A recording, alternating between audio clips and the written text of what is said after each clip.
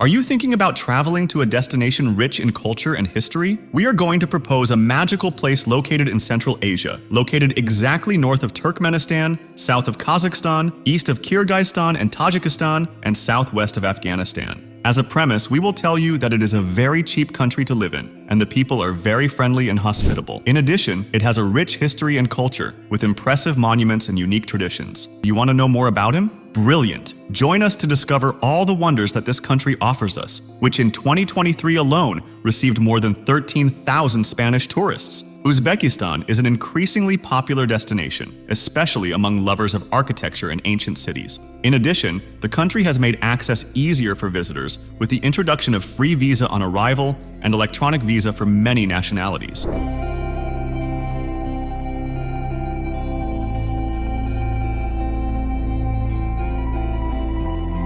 Let's start by talking a little about its history as a country, and it is very old and complex. But this only gives them a tourist attraction because the things you will learn here are really fascinating. The region was inhabited since prehistory by different peoples, such as those of the Oxus culture, who developed an advanced civilization from the Bronze Age. The area was later part of the Silk Road, an ancient trade network that connected Asia, Europe, and Africa. Therefore, in Uzbekistan, you can find impressive monuments, palaces, mosques, and minarets decorated with blue mosaics and colorful paintings. The two main Iranian peoples of Uzbekistan were the Sogdians, in the region of Samarkand and Bukhara, and the Bactrians further south, straddling southern Uzbekistan and northern Afghanistan. These towns never formed a unified state, but were divided into principalities, organized around cities. In the 16th century, the region was conquered by nomadic Uzbeks, who spoke a dialect of Eastern Turkish. The Uzbeks were descendants of the Mongols, who had invaded Central Asia in the 13th century under the leadership of Genghis Khan. Uzbekistan was incorporated into the Russian Empire in the 19th century, and in 1924, it became a Soviet republic within the Union of Soviet Socialist Republics. During this period, there was a massive migration of various nationalities from numerous republics. Uzbekistan finally gained its independence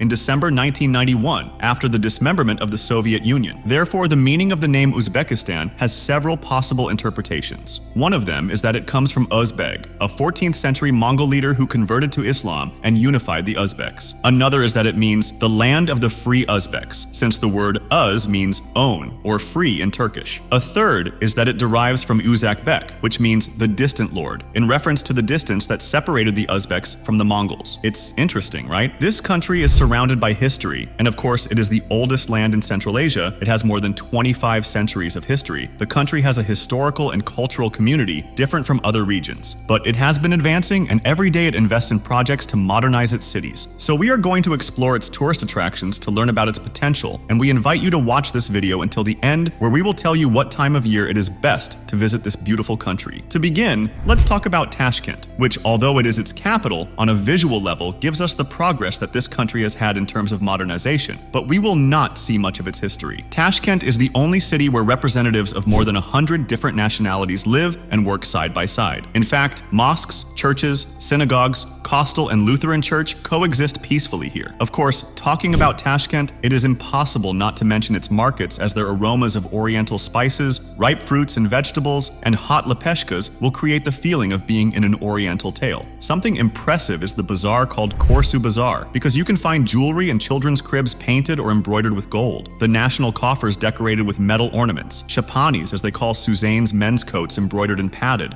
among other supplies. Cultural life in Tashkent is full of interesting events. There are many theaters, a conservatory, museum, exhibition, and concert halls, stadiums and swimming pools, cafes, restaurants, and nightclubs in the capital. Tashkent is called the solar capital, both for its climate and for the human warmth with which you will be welcomed. This wonderful city is the real embodiment of modern elegance that is inherent in many capitals of the world, but at the same time, as an oriental city. It is something truly captivating to observe, because they have managed to elegantly combine medieval buildings, like those we saw in oriental stories or films, and elegant European architecture with concrete blocks from the Soviet era. In addition to having dazzling glass and concrete skyscrapers that represent the new era of independent Uzbekistan. Buses and minibuses are the most economical way to get around and have routes that reach almost any part of the city. They also have a subway, and it is fast, affordable, and comfortable. However, the local network is limited to only the central parts of the city. The subway leaves the stations every 3 or 4 minutes during rush hour and every 20 minutes in the evening. So keep in mind that when visiting this city, you will find the progress of this country on a technological and commercial level. Now let's go to the places where we will discover their history and culture. Let's explore Samarkand a little. You can reach this city by train, and it is part of the Silk Road. Located in the Zarafshan Valley and is considered one of the most prosperous cities in Central Asia. Here, we can see places like Registan, one of the most famous squares in Samarkand, surrounded by 3 majestic madrasas with domes and minarets decorated with colorful mosaics. It is considered one of the masterpieces of Islamic architecture. There is also Shah-e-Zinda, which is a complex of mausoleums and mosques that houses the tombs of several relatives and nobles of Timur, the conqueror who founded the Timurid Empire. It stands out for the variety and richness of its designs and ornamentation. And Gure Amir could not be missing, which is Timur's mausoleum, an octagonal construction with a blue dome and an interior adorned with marble and gold. Here are also the tombs of some of his descendants, such as Ulugh Beg, the famous astronomer and mathematician. Could you tell us any other place located in this city? Without a doubt, it is a place for a lot of tourism. What's more, we will tell you another one. Bibi Kanim Mosque. It is one of the largest and most impressive mosques in the world, built by Timur in Samarkand as a gift for his favorite wife, Bibi Kanim. It has a capacity for 10,000 worshippers and a dome 40 meters high. Before moving on to another city, we tell you that there is an old Jewish quarter in Samarkand. This extends through dusty alleys to the east of Registan and apparently is an area without much attraction. But few tourists come, so it still maintains a village atmosphere, with children playing ball, young people betting money on the dice, or old people chatting on any corner. There are several mosques, among which we can highlight the Mubarak Mosque, not so much for its architecture but for the small antique shop that is right in front of it, and just a little further on, we find the Gumbaz Synagogue, the only one in Samarkand. Let's continue with the city of Bukhara. This city is also part of the Silk Road and is more than 2,000 years old. It is the most complete example of a medieval city existing in Central Asia, and its original urban fabric has been preserved intact for the most part. It has numerous monuments, among which the famous tomb of Ismail Samani, a masterpiece of Muslim architecture from the 10th century, and several madrasas from the 17th century stand out. We can see this in Arch of Bukhara, which is the citadel of Bukhara. This was the center of political and religious power in the region for centuries, and is home to several historic buildings, including the Royal Palace, Mosque, and Museum. For this reason, it is considered sacred land. Continuing with this, we can visit the mausoleum of Ismail Samani, one of the oldest and most emblematic monuments in Bukhara, which dates back to the 10th century and is considered a masterpiece of Islamic architecture with a cubic shape and geometric decoration made with bricks. It is the resting place of Ismail Samani, the founder of the Samanid dynasty. Likewise, we find the Po-i Kalyan, which is an architectural complex considered one of the most important, as it includes the Kalyan Mosque, the Kalyan Minaret, and the Mirai Arab Madrasa. The mosque is one of the oldest and largest in Central Asia, with a capacity for 12,000 people. The minaret is a 47-meter high tower, which served as a lighthouse and as a symbol of authority. It's impressive, right? Remember to leave us a like and share this content. Remember, at the end of the video, we will give you some important information in case you decide to travel to this country.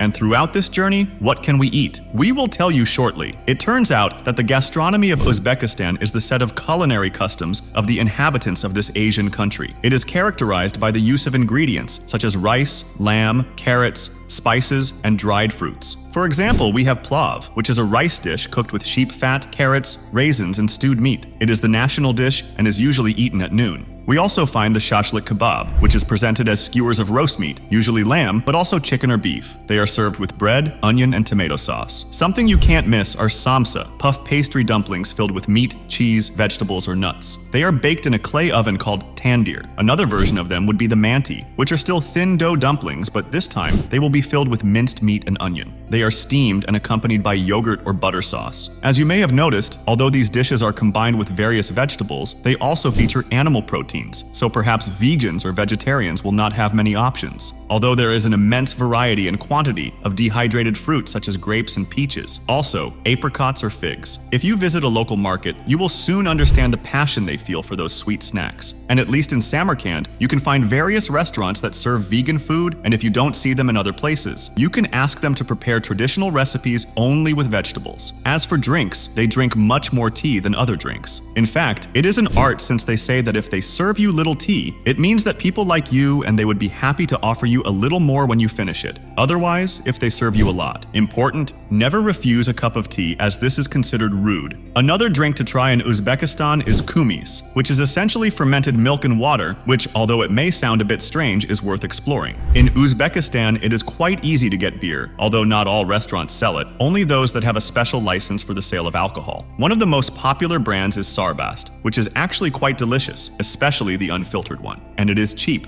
A half-liter bottle or jug costs €1 or €1.50. Now, coming to the end of the video, we tell you that the best time to visit Uzbekistan is spring or autumn, when you avoid the scorching summers and freezing winters. For example, April and May are especially pleasant, with temperatures around 20 degrees Celsius and flowers adorning the landscapes, while September and October are also ideal months, with mild weather and autumn colors. These seasons are perfect for sightseeing and enjoying the rich history and culture of Uzbekistan. However, the best time to travel to Uzbekistan also depends on the region you want to visit, since the country has desert and mountainous areas with very different climates. For example, the south is very hot in summer and the center is very cold in winter. Therefore, it is important to be well informed before planning the trip and choose the appropriate dates according to the itinerary. As for how you should dress to visit this country, it is recommended to wear light-colored clothing in summer and warm, mid-season clothing in winter. It is also advisable to bring a sweater for the night, sunglasses, a hat, sunscreen, and mosquito repellent. In addition, it must be taken into account that Uzbekistan is a Muslim country, so it is advisable to dress modestly and respectfully, especially when visiting sacred or rural places. With this, we say goodbye, but not before recommending that you watch our video about Israel, a truly unique country with a lot to offer. See you in the next video. Don't forget to leave us a like and subscribe to continue learning about tourist destinations.